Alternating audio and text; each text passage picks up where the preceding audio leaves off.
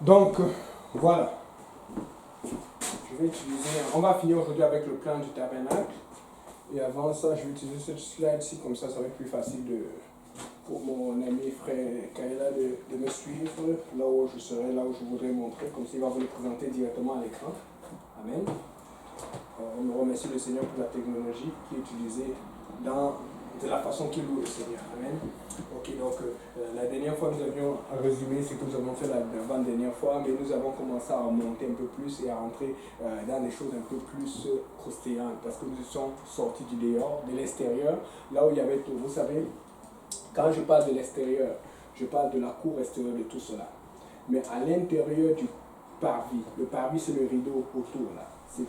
C'est le mur de rideau, le mur de drap qui est autour là. Le blanc ici que vous voyez. À l'intérieur de ce parvis, il y avait l'autel de l'Holocauste qui est ici et la cuve des reins. Amen. Donc, on était quand même encore à l'extérieur. C'est-à-dire que même si tu as déjà fait ça, tu sais, le jour où tu te fais baptiser, tu te repens et tu te fais baptiser. C'est émotif. Je me rappelle quand je me suis repenti, je me suis fait baptiser. Il y avait un truc que je disais beaucoup là. Ça, c'est une anecdote. Je dis, Seigneur, pardonne-moi, pardonne-moi. Je suis sorti de l'eau. Je n'ai pas arrêté. Alors que j'étais à être baptisé, je me rappelle, il y avait les frères qui priaient pour moi, le frère Tafari et tout. Et puis le pasteur dans l'eau, il dit, non, c'est correct, tu t'as déjà pardonné. Mais j'étais comme, Seigneur, pardonne-moi. J'ai regretté. Vous savez, pour moi, c'était un moment spécial, émotionnel, c'était incroyable. Mais bon, comme je suis dur là, je ne voulais pas pleurer. Amen. Je n'ai pas pleuré. Mais bon, les hommes ne pleurent pas. Amen. Merci mes soeurs. Comprenez seulement. Donc, c'était vraiment touchant. Mais le problème, c'est qu'au fur et à mesure que le temps a passé et que les choses ont passé, les fleurs ont fané, je me suis rendu compte que wow, c'était juste le baptême. Les vraies choses commençaient. Mon baptême, c'est loin. Mon baptême, c'est il y a quoi aujourd'hui? Je dirais 10 ans. Oh ouais, facilement. Vous comprenez un peu? Donc après le baptême, beaucoup de choses sont passées. Le Seigneur a dû me transformer, me travailler. Et donc fait que ça avait l'air très intéressant ici, là. Mais il fallait encore aller plus loin. De la même façon qu'on avait dû traverser les rideaux la dernière fois. Et puis il fallait rentrer. Et nous avons commencé à rentrer. Mais avant de rentrer, nous avions regardé les couvertures. Nous nous avons rendu compte que même au niveau des couvertures, il y avait des détails incroyables, des détails scrupuleux, des détails minutieux. Il y avait une explication à toutes choses. Et je vais refaire encore un petit résumé rapide de ces explications que nous avons vues. On va lire rapidement Exode, si le fait qu'elle a pu à lire Exode chapitre 26 à partir du verset 1. Juste pour parler rapidement des couvertures qu'il y avait ici, parce que nous avons parlé de la tente d'assignation. Nous avons vu ce qui était à l'intérieur de la tente d'assignation. Nous allons juste rappeler. Juste un autre rappel que j'ai apporté, c'est que à l'extérieur, la source de lumière, c'était le soleil. Amen. C'était ça qui éclairait partout. Mais à l'intérieur, le soleil ne rentrait pas parce qu'on avait vu que la dernière couverture au-dessus, c'était la couverture de poudre de fer. Et la couverture de poudre de fer, ça cache la lumière et ça, c'est imperméable à l'eau. Donc, fait que à l'intérieur, la seule source de lumière, c'était le feu qui venait des chandeliers. Et le feu des chandeliers venait du feu de l'autel. Donc, ça veut dire que c'était le feu de Dieu qui éclairait. Ce qui veut dire que plus tu es loin de Dieu, plus tu vas compter sur les choses naturelles. Plus tu es proche de Dieu, plus tu vas compter sur les choses surnaturelles. Et les choses surnaturelles appartiennent à Dieu. Ce qui est du diable, ce sont les fausses surnaturelles, c'est le mensonge, c'est le péché, c'est l'iniquité, c'est le diabolisme. Mais les vrais surnaturels, c'est dans le Seigneur. Donc dans le Seigneur, les choses que tout le monde considère ne sont plus les mêmes choses que tu considères. Dans le Seigneur, les choses que tout le monde pense être importantes ne sont plus les mêmes choses que toi. Tu ne vois plus les choses dans le naturel, tu vois les choses dans le surnaturel. C'est pour ça que tout le monde toujours te demande, est-ce que tu es fou, est-ce que tu es folle, tu as perdu la tête, pourquoi tu fais ça, c'est quoi cette affaire d'église, c'est quoi cette affaire de Dieu là, est-ce qu'on fait ça, est-ce qu'on fait ça, est-ce qu'on fait ça? Parce que tu es en train de te rapprocher de celui qui est, de celui qui était et de celui qui sera à jamais. Amen.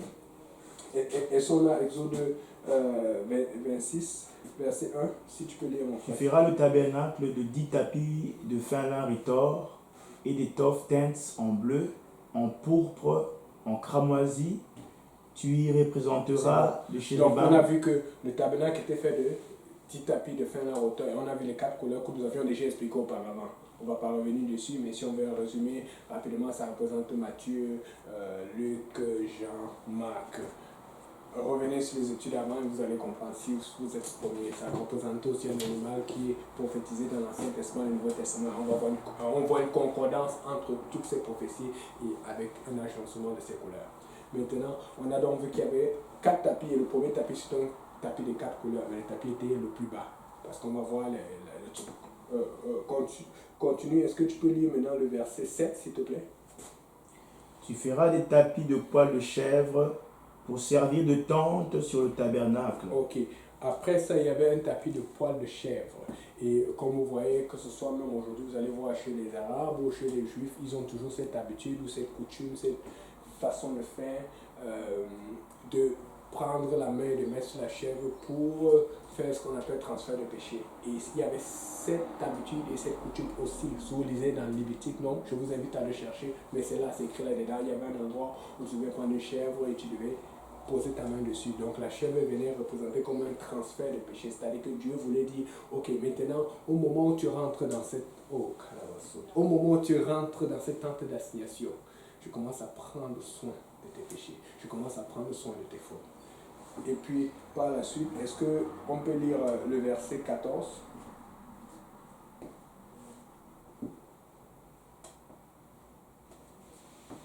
Tu feras pour la tente une couverture de peau de bélier teinte en rouge. Une couverture de peau de bélier teinte en rouge. Vous vous rappelez que le bélier était le sacrifice qui avait été fait par Abraham à la place de son fils. C'est qui montrait que Jésus nous montre qu'à la part, quand il va prendre soin de tes péchés quotidiens, la condamnation de mort qui était sur toi, qui devait te frapper, il va la prendre aussi pour toi. Parce qu'il faut comprendre que tu as besoin de Dieu quotidiennement. Mais au moment où tu viens même d'abord à Dieu, tu ne mérites même pas t'approcher de Dieu. Donc Dieu veut d'abord te rendre capable de l'approcher. Et puis après, maintenant, il veut t'aider à vivre pour lui quotidiennement. Et donc cette condamnation, donc quand Abraham est parti pour sacrifier son fils et que Dieu a dit, ah non, je crois que tu ne m'as pas refusé ton fils. La Bible dit qu'Abraham a regardé et puis il a vu un bélier. Et on voit ici un autre bélier, des peaux de bélier teintes de rouge qui représentent le sang du sacrifice. Amen. Et on voit toujours une imaginerie du plan de Dieu qui est là depuis le début. Et c'est pour ça que j'ai toujours ce mal de comprendre comment beaucoup d'évangéliques, beaucoup de gens qui croient en Dieu et qui sont très forts, très intelligents dans la parole, même des grands, on appelle des autres des apologétiques, des trucs, ils ont tout genre de noms. Mais ils vont te dire que si tu n'es pas obligé de te baptiser, c'est juste un signe du cœur. Ici, tu vois beaucoup de choses par rapport au sacrifice, par rapport à la mort de Jésus, et beaucoup de choses par rapport à comment Jésus demande qu'on s'identifie à lui. Mais il y a des gens qui veulent filtrer. On va tellement filtrer qu'on ne va plus pouvoir rentrer dans le ciel. Il faut faire très attention, il faut pousser plus loin, il faut aller dans les difficultés, parce que vous allez regarder.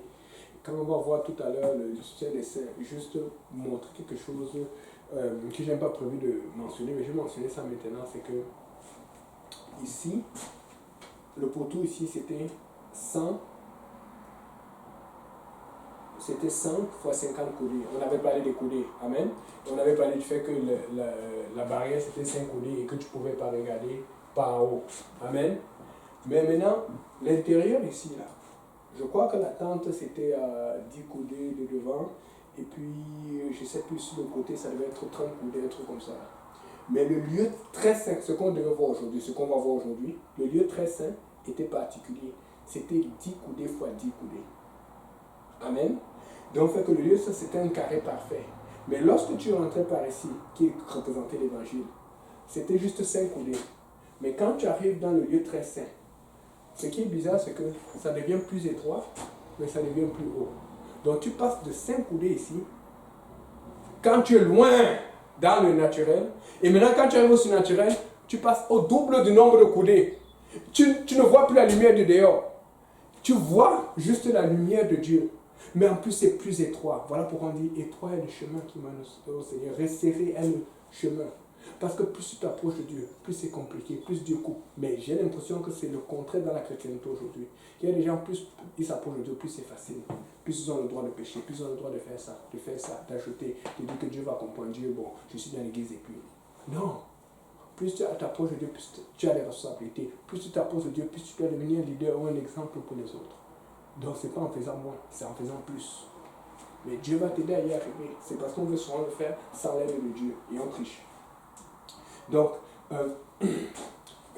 il y a aussi le verset 15 pour la dernière couverture, s'il te plaît.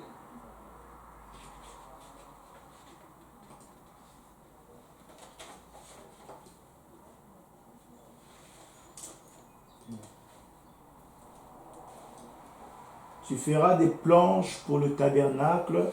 Elles seront de bois d'acacia, placées debout. Non, lis le verset. Tout à l'heure, on était au Verset 4.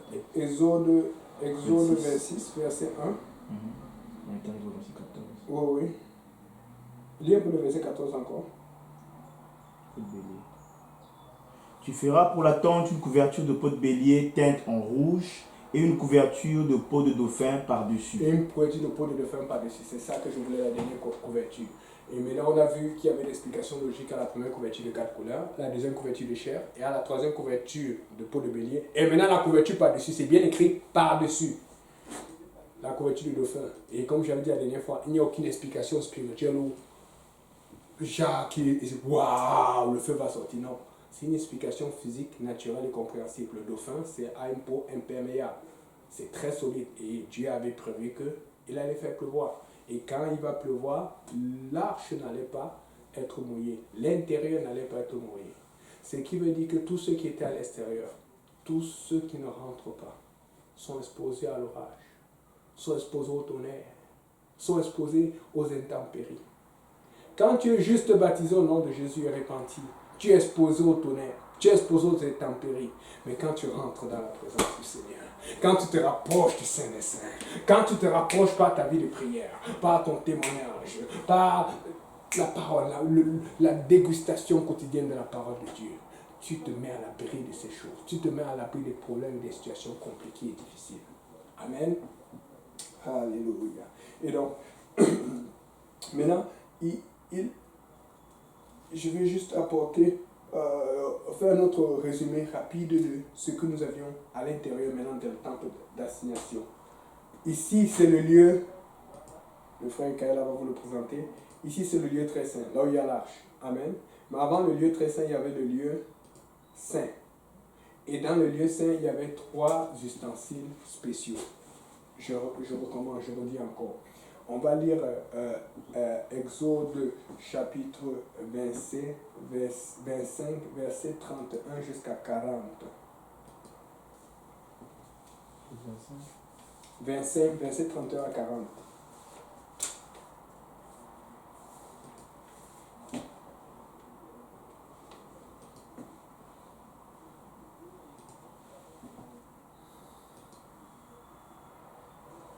Tu feras un chandelier d'or pur. Ce chandelier sera fait d'or battu. Son pied, sa tige, ses calices, ses paumes et ses fleurs seront d'une même pièce. 6 branches sortiront de ses côtés, 3 branches du chandelier de l'un des côtés et 3 branches du chandelier de l'autre côté. Il y aura sur une branche. Donc, on avait vu que la branche centrale était là et les autres 3 branches à côté. Je vous ai expliqué l'histoire de cette fête juive là où ils avaient voulu faire la même chose avec cette huile spéciale et puis ça avait tenu 4 jours. Allez regarder la semaine passée et puis depuis ce jour-là ils font 11 branches, c'est-à-dire 4 branches de plus pour remercier Dieu pour cela. Amen. C'est pas que ça a changé, c'est juste un signe de reconnaissance. De toutes les façons, pour être sauvé, ce n'est pas le plan du tabernacle comme dans le temps quand ils étaient dans le désert. Pour être sauvé, c'est le plan de l'évangile. Amen. Le plan de Jésus. Maintenant, donc on voit qu'il y avait un chandelier. Et dans ce chandelier, c'était là où il y avait de la lumière. Parce que ça éclairait. C'était la seule source de lumière dans le tabernacle ou dans la tente d'assignation. C'est-à-dire que si c'était éteint, il n'y avait plus rien. Et j'avais expliqué que cette source de lumière, par rapport à nous, c'est notre témoignage. Ton témoignage est une source de lumière. Voilà pourquoi le diable attaque ton témoignage tout le temps. Écoutez, vous n'êtes pas seul. Moi aussi, je suis attaqué par les pensées sexuelles. Ça n'arrête jamais. Mais la différence, c'est que pour les chasser, avec ma discipline spirituelle, avec ma prière, ça devient facile de les chasser. Mais il faut que tu le veuilles. Il faut que tu saches anticiper.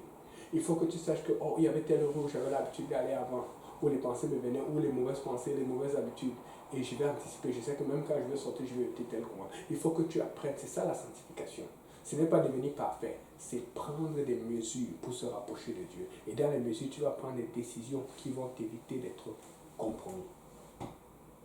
Amen. C'est très important. Maintenant, ce témoignage est important. C'est pour ça que, vous savez, nous avons des gens qui vont venir à Dieu à cause de la parole, parce qu'ils t'ont entendu dire ce qui est vrai par la Bible. Et il y a des gens qui vont venir à Dieu à cause de ton témoignage. Amen. On avait aussi vu que après le chandelier, nous avions la table des pains de proposition. Est-ce qu'on peut lire Exode 25, verset 30? Tu mettras sur la table le pain de proposition continuellement devant ma face. Ok.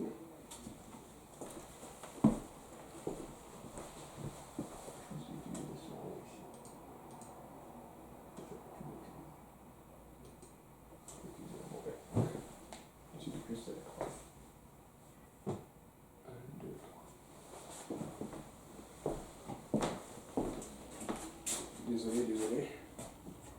On essaie de s'ajuster avec la technologie. Ok, c'est ça. Donc, tu mettras les pains de proposition. Tu peux relire, s'il te plaît? Verset 30. Tu mettras sur la table le pain de proposition continuellement devant ma face. Sur la table des pains de proposition continuellement devant ma face, parce qu'il fallait que ce soit là tous les jours. Et c'était le travail des sacrificateurs, des lévites, des gens qui s'occupaient de cela. Maintenant, regardez, c'était continuellement devant sa face. Quelqu'un peut lire Jean chapitre 6, tu peux lire, pardon, Jean chapitre 6, verset 51.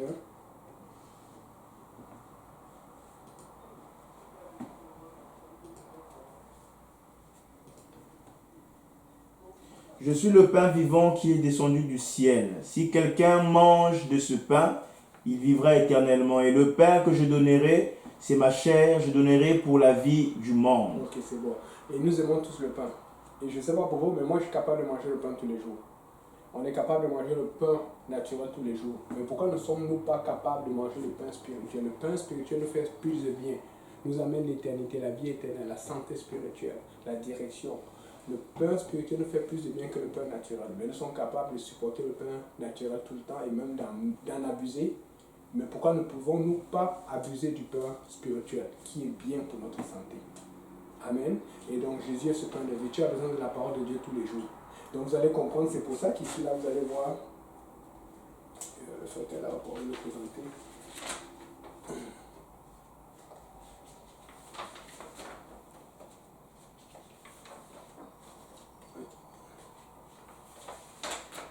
Ça avait l'air d'une croix. Parce que la présence de Dieu était ici, là. Et ici, c'était à l'extérieur, les choses qu'il fallait faire, la repentance et le baptême. Mais arriver ici, là, ce n'était pas simple. Tu ne peux pas juste arriver ici directement. Arriver ici, il y avait une verticale parce qu'il y avait des choses qu'il faut faire. Et c'est ça la sanctification. Ce qui montre qu'il y a plus d'efforts à faire ici. Alors qu'ici, tu as l'impression que tu avances, c'est plus direct. Mais quand tu arrives ici, ça devient indirect. Parce qu'il y a des choses que tu dois faire pour être capable de rentrer ici, là. Et c'est un nettoyage qui devait se faire continuellement. Le témoignage doit rester. Écoute, si ton témoignage est parti parce que tu as fait une erreur, tu dois arrêter cette erreur et te remettre, te reconnecter à Dieu afin que ton témoignage soit bien. C'est ça le truc avec Dieu. Tu as peut-être perdu ton témoignage à cause d'une erreur, à cause d'un passé ou quelque chose qui t'a sorti de Dieu ou que tu as fait qui a affecté. Tu as toujours un témoignage à reconstruire. Remets ton témoignage parce que quelqu'un d'autre a besoin de savoir que oh, tu as fait cette erreur. Oh, tu viens de là. Oh, mais tu t'es tenu pour le Seigneur. Et ça va aider quelqu'un. Tu vas encourager quelqu'un. Vous savez, il y a des gens, c'est seulement par nos erreurs que nous allons voir les amener. Je ne sais pas pourquoi. Normalement, tu devais juste te dire, Seigneur m'a changé. Maintenant, j'ai fait ça, j'ai changé, j'ai eu un travail, j'ai fait ça, j'ai eu la santé, j'ai guéri et tout. Mais il y a des gens, il faut que tu lui dis, oh, tu sais, quand je suis dans le monde, je sortais avec tel genre de personnes, je faisais ça, je fumais du jour, je fumais du poisson. Ah oui? Oh oui, raconte, c'est comme, hein? Je suis dépassé. Tu vas parler du bien de tout ça à quelqu'un, la personne ne va pas écouter. Mais quand tu vas commencer à dire, oh, je fumais des motos, je fumais du pot, je fumais du crack, tu sais. Les gens, wow, yo, man, c'était comment? Les gens aiment ça, là, les dégâts. Mais tu oublies que la personne ne fait même plus ça. Mais toujours est-il que vous comprenez pourquoi les témoignages ont cet impact. Parce que les gens ont toujours du mal à réaliser, mais comment tu as pu faire ça et comment tu n'es plus là? Qu'est-ce qui t'a rendu? Parce que naturellement, même pas les réseaux sociaux, même pas les alertes SOS alcool, même pas les choses de ce monde, même pas la transformation, même pas l'éducation mondaine, tu ne peux pas faire ça. Ça prend la puissance du nom de Jésus. Ça prend le sang de Jésus. Ça prend l'Esprit de Dieu pour transformer une âme qui n'était pas capable de te transformer. Parce que Dieu est capable de tout. Car rien n'est impossible à Dieu. Amen. C'est ça. Donc, maintenant, toujours dans cette lancée, nous avons vu que nous avions besoin de témoignage et de la parole de Dieu. Par la suite, nous avons besoin aussi de la vie de prière. Et, comme je vous ai raconté la dernière fois, vous avez vu quand on avait vu la position. Est-ce qu'on peut Exode 30, verset 1 à 7?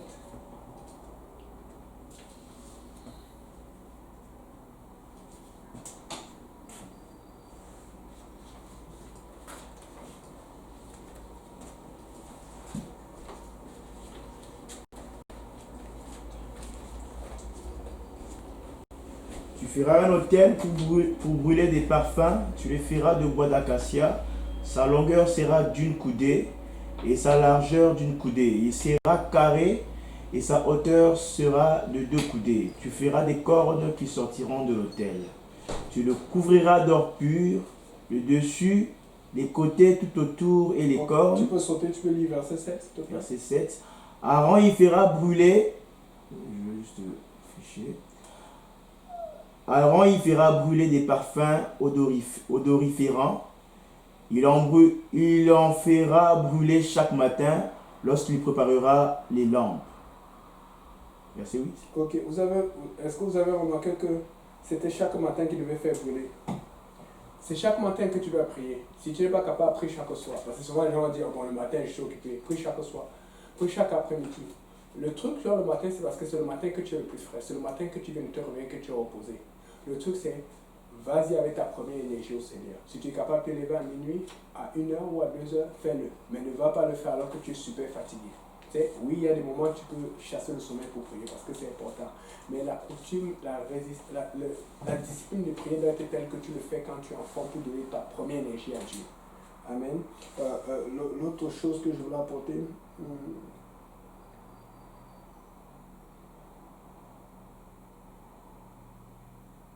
tu peux lire verset 6, s'il te plaît.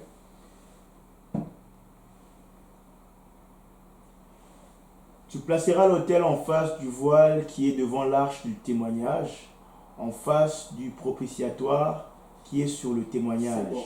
Donc, on sait que, on a vu ça tout à l'heure.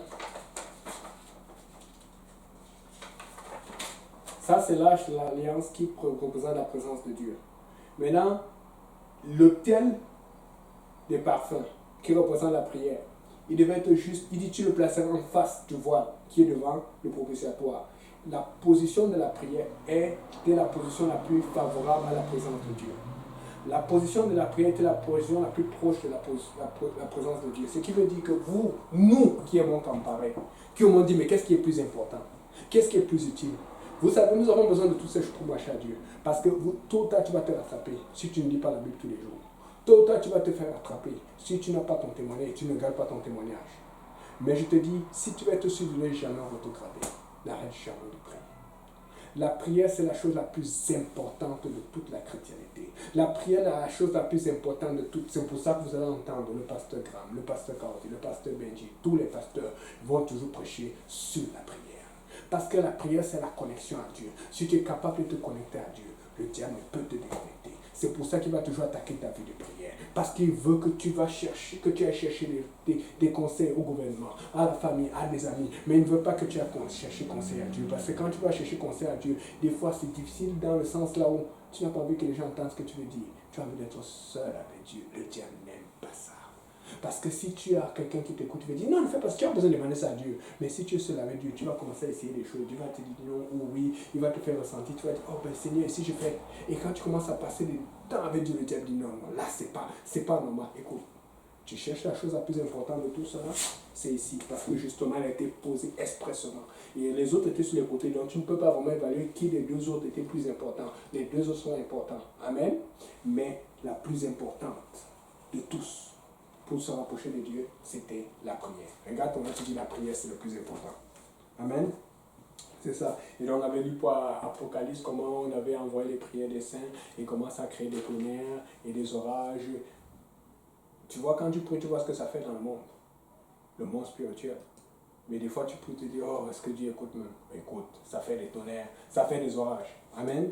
Et donc maintenant, on va directement aller avec ce qui nous intéresse vraiment pour aujourd'hui, l'arche de l'Alliance, le lieu très saint. Est-ce qu'on peut lire Exode 25, verset 22?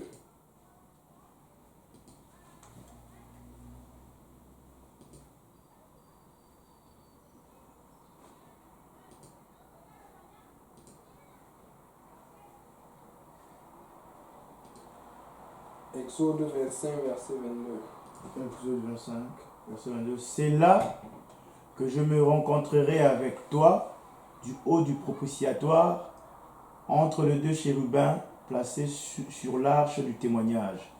Je te donnerai tous mes ordres pour les enfants d'Israël. Ok. C'est-à-dire que tous les ordres que vous avez entendus que Moïse donnait. Amen. Tous les ordres que vous avez entendus que Moïse donnait, qu'est-ce qui se passait? C'était là-bas.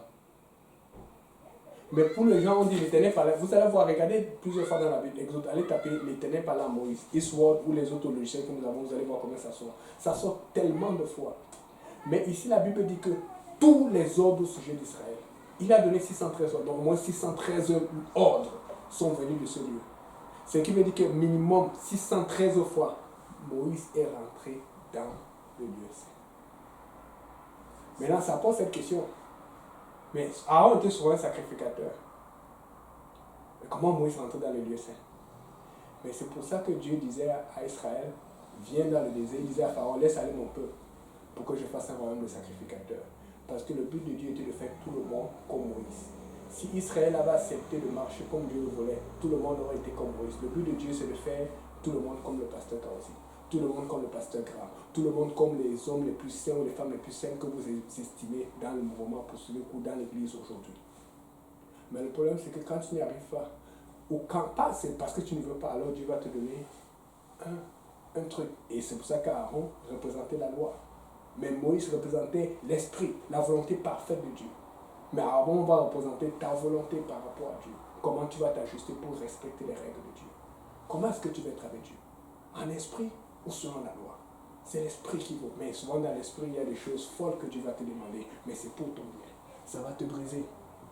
Donc vous voyez, c'est pour montrer à quel point il a passé beaucoup de temps à l'intérieur. Maintenant, il y a une particularité de l'arche. Cette arche-ci, comme vous voyez, il y avait une grande particularité qui était une similarité flagrante entre l'arche, vraiment, et l'arche de Noé. Toujours le mot arche. Dans l'arche de Noé, la Bible dit que quand Dieu parle à Noé, Dieu parle à Noé, Dieu parle à Noé, homme de Dieu, des gens proches de Dieu. Quand il parle à Noé, il a dit, tu l'enduras de bois à l'intérieur et à l'extérieur, mais tu faisais de bois de goré.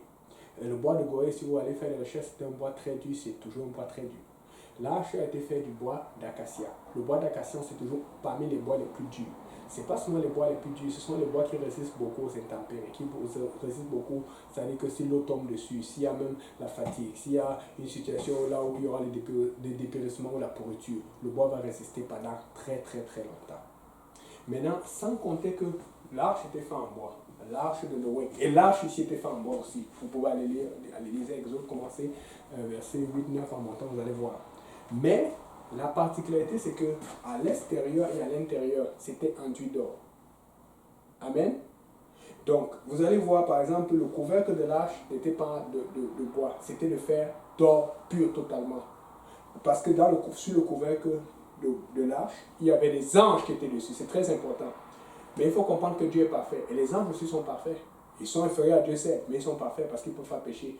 Les démons sont imparfaits pour l'éternité. Les gens sont parfaits pour l'éternité. Mais nous devons choisir où nous allons être. Est-ce que nous allons être parfaits ou nous allons être imparfaits? Alors, pour représenter cette perfection, il fallait que les anges soient totalement d'or. C'est pour ça que le couvercle était d'or pur. Mais Là où nous, dans la présentation de nous autres, c'est le bois. Parce que le bois n'est pas aussi solide que l'or, ou que l'argent, ou que les autres matériaux. Mais le bois représentait l'humanité. Dieu voulait montrer par là que le bois de l'arche de Noé, ou le bois de l'arche dans le tabernacle, représentait nous, et qui sait que nous sommes fragiles, qui sait que c'est difficile.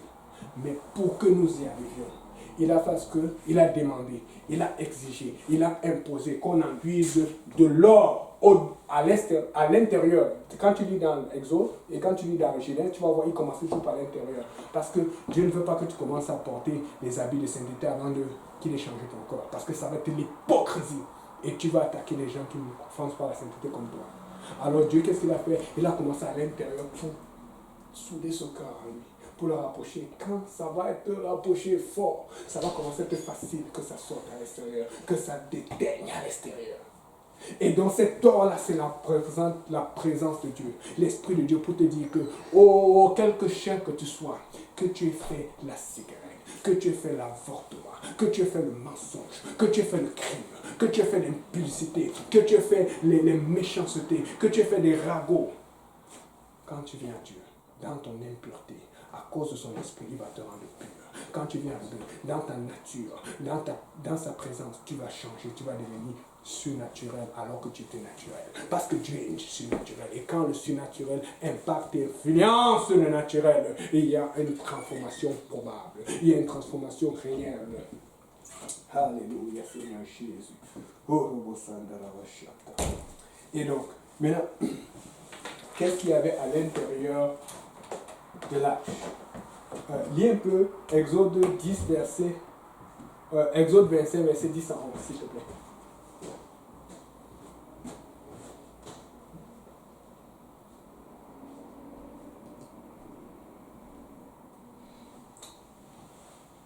Exode 25, 10 à 11. Ils feront une arche de bois d'acacia. Sa longueur sera de 2 coudées et demi, sa largeur d'une coudée et demie, et sa hauteur d'une coudée et demie. Tu la couvriras d'or pur, tu la couvriras en dedans et en dehors. En dedans et en dehors. Amen. Et de l'or pur. C'est-à-dire que tu as besoin de cet or. Et quand tu vas relire dans Genèse, je ne me rappelle plus c'est 6 ou 7, tu vas voir que Dieu demande la même chose à Noé. Tu vas le couvrir de poids en dedans et en dehors. Parce que s'il n'y avait pas ce poids, s'il n'y avait pas ce comme ça de bitume, ce composé, l'arche allait couler. Aussi dur, solide que l'arche pouvait être sur l'eau. Aussi dur, aussi solide que l'arche pouvait tenir. Vous savez, le pasteur l'a bien expliqué hier. Il fallait que Moïse obéisse à Dieu. Il fallait que Noé obéisse à Dieu. L'obéissance à Dieu, c'est la clé. Parce que souvent, quand tu obéis à Dieu, tu as toujours une façon de vouloir, ok, mais Seigneur, mais comment ça va marcher? Obéir à Dieu et tu oublies le reste. Obéir à Dieu. Amen. Obéir à Dieu est plus important que toute chose. Obéir à Dieu est principal à toute chose. Amen. Alléluia. Tu vas encore revenir à l'autre caméra. Ah, celle-ci. Donc maintenant, là, on va regarder quelque chose d'autre verset.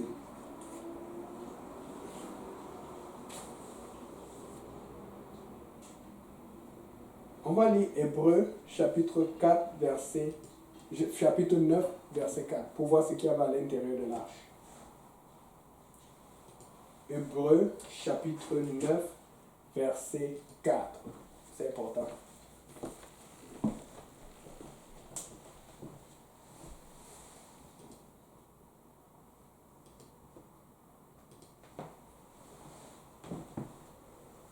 Si le frère qu'elle a appelé sa voix. En fermant l'autel d'or pour le parfum et l'arche de l'alliance entièrement recouverte d'or.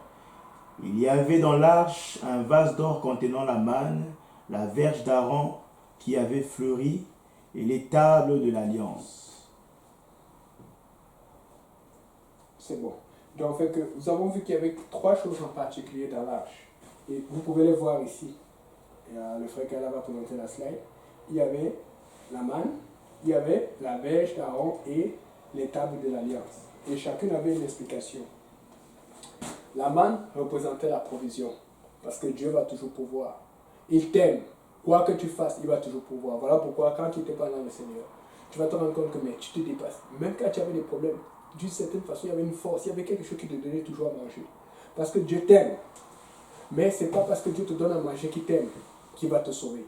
Tu peux aller en enfer si tu ne changes pas. Non, en fait, tu ne vas aller en enfer si tu ne changes pas. Mais Dieu te donne le temps. C'est pour ça qu'il va donner du temps aux gens. 50 ans, 60, 70. Plusieurs années, d'autres 100 même. Mais pendant ce temps, est-ce que tu as cherché Dieu? Amen.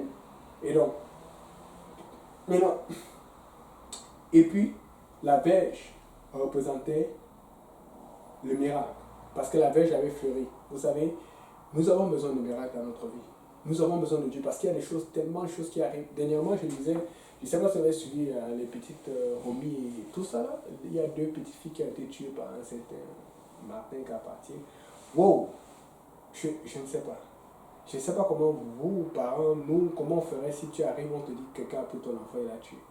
Nous avons besoin de prier pour nos enfants. Nous avons besoin de prier. Et je m'appelle jamais prier pour cette situation parce que ça fait tellement mal. Tu te dis, Seigneur, comment ce genre de choses peut m'arriver? Écoutez, ce genre de personnes, ce genre de méchanceté est dans ce monde. Ils sont partout. Il y a des gens qui ont déjà donné leur vie au diable et qui font du succès ou de l'argent ou qui, juste pour des raisons, à cause de la folie ou à cause de la gloire qu'ils ont. Il y a des gens qui sont là parfois pour prier juste pour que des malheurs comme ça arrivent. Nous sommes dans un monde méchant. Mais comme les gens ne savent pas, Dieu alors nous rend patients pour qu'on puisse expliquer aux gens, il faut venir à Dieu. Et quand tu viens à Dieu, on t'explique qu'il faut prier. Il faut te mettre du côté là où on empêche ce genre de malheur. Il y aura des malheurs comme ça qui vont arriver. Combien de fois, dernièrement, c'était, je pense qu'il y avait, quand je venais d'arriver sur Canada, il y avait une histoire qui chauffait sur le cardiologue, qui coûtait, qui a aussi tué ses enfants. C'est quoi ce genre de scandale? C'est juste ça fait des gens qui tuent les enfants. Comment tu peux prendre un enfant aussi innocent, tout, et tu commences à le tuer, les exécuter, ça ne marche pas. Il y a un problème dans la tête. Et justement, après, tu vois la justice, un moment là d'abord libéré avant de le remettre en prison. Même la justice, aujourd'hui, il n'y a plus de justice. Écoutez, nous avons besoin de Dieu. Nous avons besoin du miracle. Ce monde est juste. Même la justice, on voulait libérer un criminel. Parce qu'on voulait dire qu'il était non criminel responsable. Comme quoi son cerveau était tellement pris par le mal ou par quelque chose qu'il ne contrôlait pas, que ça a fait quelque chose que lui ne voulait pas faire. On voulait expliquer ça logiquement et intelligemment. Nous sommes dans un monde de fous. C'est incroyable comment les gens peuvent croire des bêtises comme ça. On arrive dans un monde, nous sommes vraiment à la fin des temps. Là où on n'est plus capable de condamner quelqu'un qu'on sait qui a tué. C'est dans ce monde que nous sommes allés et les gens veulent vivre, veulent prendre plaisir. S'ils veulent vivre et prendre plaisir dans ce monde, ils vont être déçus parce que le diable c'est le déceveur, c'est un menteur. C'est le temps de prendre position pour Christ. C'est le temps de se séparer du monde et de vivre pour Dieu. Nous avons besoin du miracle. Nous avons besoin que quelque chose ne marche pas. Oh Seigneur, mon enfant est tombé, mon enfant a eu un accident, mon papa, nous avons besoin de quelqu'un qui comptait. Avant d'appeler la police, avant d'appeler, je ne dis pas qu'ils ne m'ont pas aidé, mais il faut qu'on commence à appeler le ciel, qu'on commence à appeler le nom de Jésus, qu'on commence à crier le sang précieux de Jésus. Oh, ça là-bas. Et à l'intérieur maintenant, donc on voit qu'il y avait ces 3 choses. Et on a vu au milieu, le plus important, les 2 tables de la parole qui représentait la parole de Dieu, qui représente toujours la parole de Dieu. Maintenant, ce qui est spécial là-dedans, c'est qu'on a vu un jour où Salomon, le grand roi Salomon, a fait un sacrifice. Et on a vu que quelque chose de particulier s'est passé. Lisons 1 roi 8, versets 9 et 10.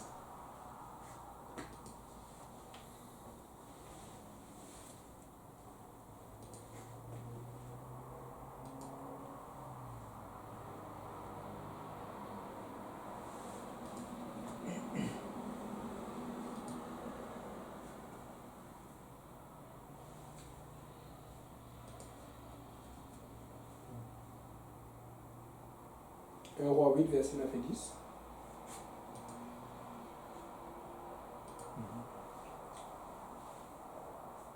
Il n'y avait dans l'arche que 2 tables de pierre que Moïse y déposa en Horeb lorsque l'Éternel fit alliance avec les enfants d'Israël à leur sortie du pays d'Égypte. Au moment où les sacrificateurs sortirent du lieu saint, la nuée remplit la maison de l'Éternel. Ok, c'est bon. Donc, fait que, ici, là, on a expliqué que dans l'arche, il y avait juste les deux tables de proposition. C'est-à-dire que les deux ici que vous voyez ici, là, que vous voyez à l'écran. C'est-à-dire que ce qui était au milieu était dans l'arche. Donc, dans l'arche, il n'y avait pas le miracle. Dans l'arche, il n'y avait pas la verge qui représentait le miracle. Dans l'arche, il n'y avait pas la manne qui représentait la provision. Parce que l'arche avait été volée par les Philistins. Et quand les Philistins ont vu ça, ils ont seulement reconnu l'hébreu, ou pour ceux qui comprenaient, ils ont vu, waouh, tu ne tueras point. Ils ont dit, oh, on fait tous ces péchés. On ne peut pas. Non, cette affaire-là, ça fait peur. En plus, leur Dieu là, il est redoutable. Mais ils ont pris ce qui était impressionnant, le miracle, la provision, la manne. Probablement parce que la manne était là depuis longtemps et puis elle ne pourrissait pas. C'est un autre miracle encore. Et donc maintenant, ce qui se passe, c'est qu'ils ont pris juste ce qui faisait l'affaire. Si tu prends juste ce qui fait ton affaire, tu vas éventuellement être déçu. Et tu vas regretter. Ne prends pas juste ce qui fait ton affaire. Prends ce qui fait l'affaire de Dieu. Parce que ce qui fait l'affaire de Dieu est toujours bien pour toi. Ça va sûrement pas toujours marcher comme tu veux. Ça va sûrement pas faire comme tu veux. Mais à la fin, ça va être bon pour toi. Amen. Donc, maintenant, et donc la Bible dit que quand ils ont fait le sacrifice, la présence de Dieu s'est manifestée parce que ce qui était dans l'arche était le plus important, les deux tables. Tu as besoin de la loi de Dieu. Tu as besoin de la loi de Dieu dans la présence de Dieu. Tu as besoin de la loi de Dieu. Tu as besoin des commandements de Dieu. Parce que si tu as les commandements de Dieu, même si tu n'as pas le miracle aujourd'hui, même si tu n'as pas la provision, même si tu n'as pas la maison, la voiture, l'argent que tu veux, ou les besoins que tu veux, les achats que tu veux, même si tu n'as pas ce que tu veux, même si tu n'as pas la guérison que tu veux, si tu restes dans le Seigneur, si tu obéis à ses commandements, si tu es soumis à sa volonté, éventuellement tu vas l'avoir. Parce que c'est Dieu qui bénit. Puisque plus tard, ils ont toujours eu le miracle. Plus tard, ils ont toujours eu la provision. Mais le problème que nous avons, nous autres chrétiens, c'est que nous voulons d'abord voir ces choses avant de servir Dieu. Non. Il faut que tu commences à servir Dieu avant de voir ces choses. Tu es plus sûr d'être souri dans le Seigneur, dans les voies de Dieu, dans les voies du Saint des Saints. Maintenant, on va finir avec cela. 1 Corinthiens 2, verset 8.